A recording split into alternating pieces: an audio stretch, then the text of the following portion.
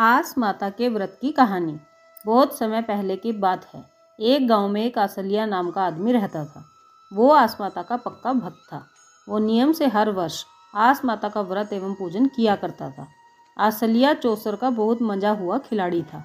उसकी एक विशेषता यह थी कि वह चौसर में जीते या हारे, पर उसके बाद ब्राह्मण को भोजन अवश्य कराता था। आसलिया आए दिन भोजन के लिए ब्राह्मणों को घर लाया करता था। उसकी इस बात से उसकी भाभियां और उसकी माँ बहुत नाराज रहते थे। एक दिन उन्होंने क्रोध में आकर आसलिया को कहा कि आप चौसर में हारो या जीतो, हमें उससे कोई सरोकार नहीं है। कोई ढंग का काम तो करते नहीं और आए दिन किसी न किसी को खिलाने के लिए ले आते हो। ऐसा कहकर सभी ने आसलिया को घर से चले जाने को कह दिया। आसलिया घर व गांव छोड़कर नगर में चला गया। वहाँ शुरुआत में उसे बहुत परेशानियाँ हुई। उन दिनों आस माता का व्रत का समय आया। उसने सब कुछ छोड़कर आस माता का व्रत एवं पूजन किया। आस माता की कृपा से उसकी सभी परेशानियां समाप्त हो गई। चौसर के खेल ने उसे उस नगर में सुप्रसिद्ध बना दिया। उसके पास धन धान्य की कोई कमी नहीं रही। उसके खेल की प्रशंसा सुनकर उस नगर के राजा ने उसे चौसर खेलने के लिए आमंत्रित किया। राजा और आसलिया ने चौसर का खेल खेला। राजा उस खेल में आसलिया से हार गया। राजा उसके खेल से बहुत प्रभावित हुआ। राजा ने प्रसन्न होकर उससे अपनी पुत्री का विवाह करा दिया और उसे अपने राज्य का उत्तराधिकारी घोषित कर दिया। आसलिया उस नगर का राजा बन गया। उधर उसके घर छोड़ने के बाद से उसके घर पर विपत्तियां आने लगी। उसके परिवार वाले अन्न और जल के लिए भी तरसने लगे। भूख प्यास से दुखी होकर वो भी भटकते हुए नगर आ गए।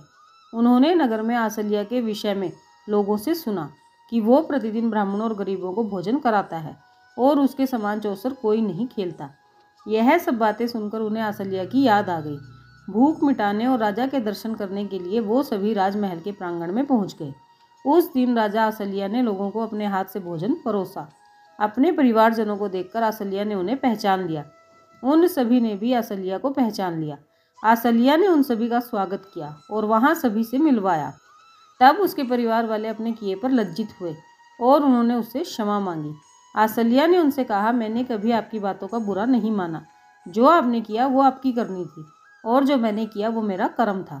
मुझे जो कुछ भी प्राप्त हुआ वो आस माता की कृपा से प्राप्त हुआ है। तब सभी लोगों को इस व्रत के विषय में जानकारी मिली और लोगों ने फाल्गुन मास की प्रथमा से अष्टमी के मध्य इसका व्रत और पूजन आरंभ कर दिया।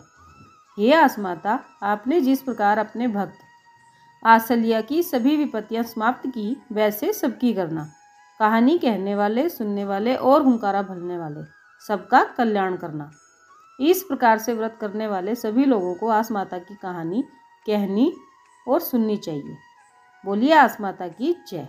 आज की वीडियो में बस इतना ही। फिर मिलेंगे अगली वीडियो में। राधे राधे।